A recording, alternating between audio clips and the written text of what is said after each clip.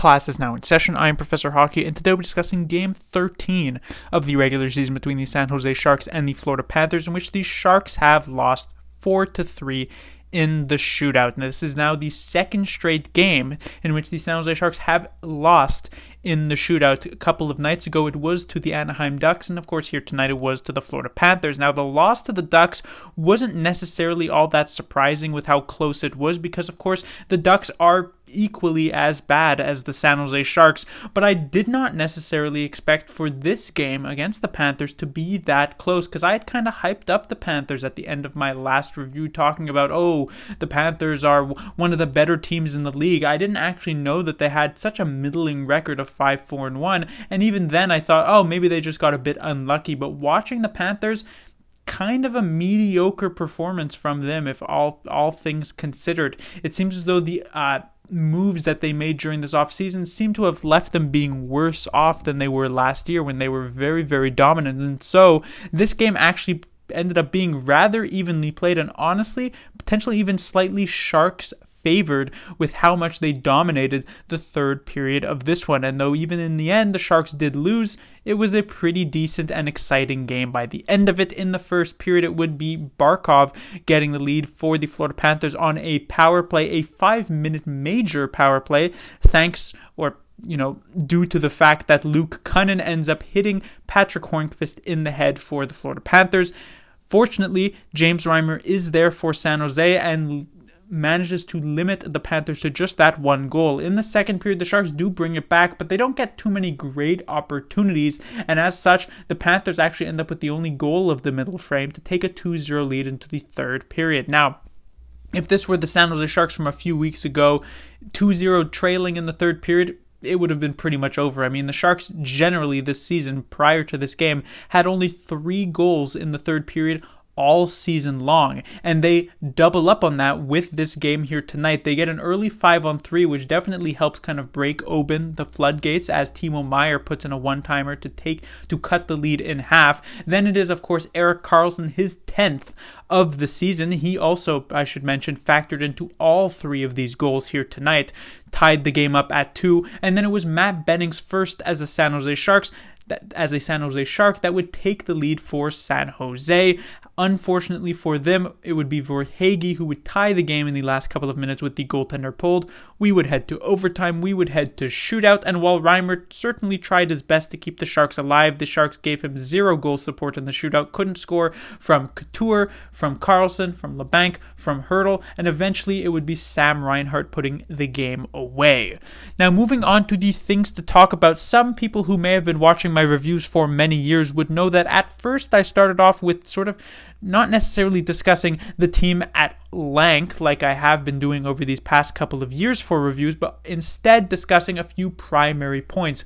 But I actually want to revert back to that system for this game in particular tonight, because there are a few key points that I do absolutely want to talk about. And the first one has to do with the not necessarily major substitution, but the substitution that was made going into tonight's game, which was that Svechnikov got dropped off from the first line and actually ended up being a healthy scratch here tonight. LeBanc got moved up to the first line from the fourth line, and Gregor filled in his place. And this absolutely caught me by surprise, because it feels so incredibly unfair to Svechnikov to do this. Svechnikov was never a player who should have even found himself on the first line, and so Quinn putting him into a position where he couldn't possibly succeed, and then acting surprised when he didn't succeed, and then benching him because of that, just makes literally 0 sense to me. Svechnikov was signed this past offseason pretty much to be an AHL player. He signed a 2-way deal, which means he was able to move freely between the San Jose Sharks and the San Jose Barracuda without requiring waivers. And so he was essentially a player brought in to bolster the Barracuda lineup, which was a major sort of objective for Mike Grier this past offseason. But because of a strong training camp and a strong preseason, Svechnikov managed to work his way into the main lineup for the start of the year onto the fourth line, and with some very solid chemistry with Nico Sturm, he even managed to get promoted up to the third line. And while Svechnikov found a lot of success in the Sharks' bottom six, it wasn't necessarily some offensive success where you were thinking, oh, if only Svechnikov had some really strong players on his line, he would be able to put up 30 goals on a particular season. I mean, even the 2 goals Svechnikov scored were not particularly impressive. They were not like, wow, what nice moves. They were kind of luck-based. And so while Svechnikov was quite solid in the bottom 6, there were zero indications that he would be able to continue a performance like that if he got moved up into the lineup. But because the San Jose Sharks have literally zero other options of these top 12 players to put onto the first line, which is something I will get to a bit later after this, they end up moving Svechnikov here. And like I said, it is completely unsurprising that he would find no success in this position. This would be like if you got hired as a cashier at like Walmart and your boss was so impressed with your performance that he decided to promote you to being the CEO of Walmart in North America. And then when you inevitably fail because you have literally zero experience running a mega corporation like that, he, instead of demoting you back to a cashier, he just fires you outright for his own poor decision making. That's exactly what ends up happening here to Svechnikov. He should have remained in the bottom 6. He should have been a mainstay in the bottom 6 on that line with Nico Sturm, but instead we have to watch Nick Bonino on the third line do absolutely nothing with Nico Sturm and kind of stunt his performance a bit, and Svechnikov ends up as a healthy scratch because David Quinn is like, wow, he's not playing well on the first line. This first liner's not very good, even though Svechnikov is not a first liner. Anyhow, moving on to the first line as a whole, we got LeBanc in this position, and surprise, surprise as well, this didn't work out either. It turns out that LeBanc, while he may have been a promising young player 4 years ago, that is no longer the case. There was some slight hope heading into this season that he might be able to do something because he was injured for the major part of last season, and then there were the sort of talkings that, oh, he's feeling really good about this upcoming year. It's obviously still somewhat early, but 13 games into the season, there are absolutely zero sparks of hope that I am seeing from Kevin Labanc. He does not seem to be a capable player to play in the top 6 at the NHL level at this point. And so the Sharks have tried multiple players in this position. We've seen Labanc, we've seen Svechnikov, we've seen Barabanov, and while that was obviously perfectly fine, it kind of leaves the Sharks shorthanded on the second line, so we don't necessarily want to do that. We've seen Luke Cunnin, we've seen some shifts from Oscar Lindblom. It turns out that, who knew, the San Jose Sharks only have 4 top 6 players on this roster, and so there's literally nobody who is good enough at this point to play with Timo Meier and Tomas Hertl. And so if the Sharks actually want to be able to put together a potentially decent first line, they will have to look elsewhere on the San Jose Sharks organization and potentially into the minor leagues to see if they can bring somebody up. I know that is like completely blasphemous for David Quinn and Mike Greer, because maybe the next fourth liner that we put on the first line will actually do something. Oh, Nick Bonino, come on down and play here in this particular position. I know they love to do that for some reason, but someone needs to come up here at this point and maybe bring some sort of offensive flair to this first line, because it is completely unfair to just leave Hertl and Meier with essentially pylons as line mates and say, you guys can do well, and then act surprised when they're not necessarily putting up that many points, especially since it has essentially been Erik Karlsson having to flex in as the third forward, not only on the first line, but also on the second line in favor of a player like Matt Nieto. And while Karlsson has managed to do that over these past couple of games, which is why the Sharks have been able to actually score some goals, we can't necessarily expect Karlsson to be putting up 3 and 4 points every single game. Eventually, that's going to cool down, and the Sharks will actually need a real first or a real second line, and they don't have the roster to do that. They do have potentially the players in the organization to do that, but they don't even want to try it.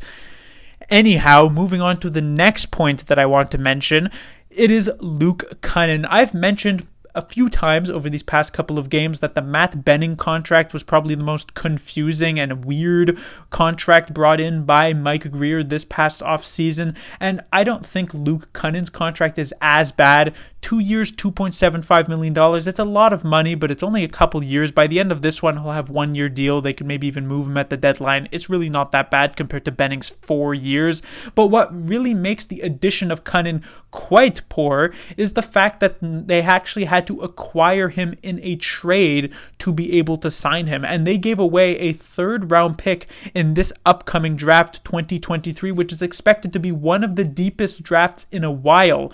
I've heard some comparisons that the third round of this draft would be the equivalent of the second round of weaker drafts. And second round picks are not should not be tossed around so easily, and yet they trade him away to target specifically Luke Cunnin, and he has been nothing but a disappointment for the San Jose Sharks thus far this year. He started on the first line. He did very little, I would say. I mean, he had like a couple of good games, but nothing really. Got dropped to the second line, was disastrous in that position with Logan Couture. Now is dropped to the third line, done very little in that particular position. And here tonight, we also saw why Luke Cunnin is not very good, is that he is an absolute penalty hog. He takes so many penalties. We saw a 5-minute major here tonight, potentially suspension worthy from Luke Cunnin quite early on in this game. And so generally, I watch him. His offense is half decent, but not nearly good enough to be in a top 6. His defense leaves a lot to be desired. He takes a lot of penalties, including those in the offensive zone.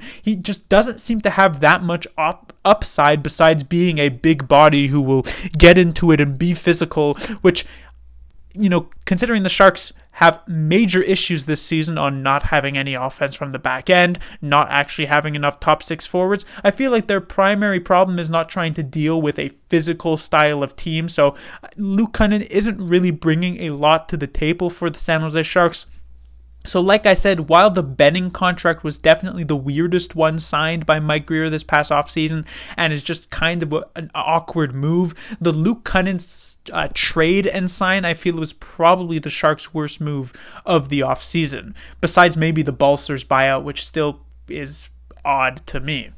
And then finally, I do want to mention James Reimer. I should say he had a very solid game here tonight. Certainly tried his best to get the San Jose Sharks the 2 points here, but they would instead leave with just 1 in the first period. It was up to his heroics to limit the Panthers to just a single goal, especially on that 5-minute major power play. Some credit does, of course, still have to go to the Sharks' penalty kill, which has looked very solid thus far this season, but Reimer definitely played a big part in that, and he had absolutely no chance on the Barkov goal. The second period with the Gudas goal, I believe it was deflected in front, so I won't put too much blame on Reimer. And then when it comes to the Verhaeghe goal, while it is technically a possible save, this was an absolutely crazy shot from Verhaeghe from like an impossible angle, so I won't necessarily blame Reimer for that.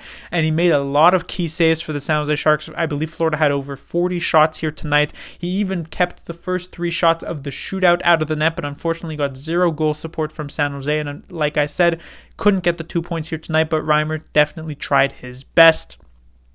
And he honestly just continues to be more impressive in my eyes than Kaapo Kähkönen. But that will do it for this review. The Sharks will be back in action on Saturday, and we shall see if they will have a third straight shootout loss, or if they can get back into the win column, or if we will just continue to get exciting games and losses. Honestly, that one's probably the best possible option for the San Jose Sharks, so they can get a solid draft pick. But remember, they don't have that third rounder that in the draft this year. Class dismissed.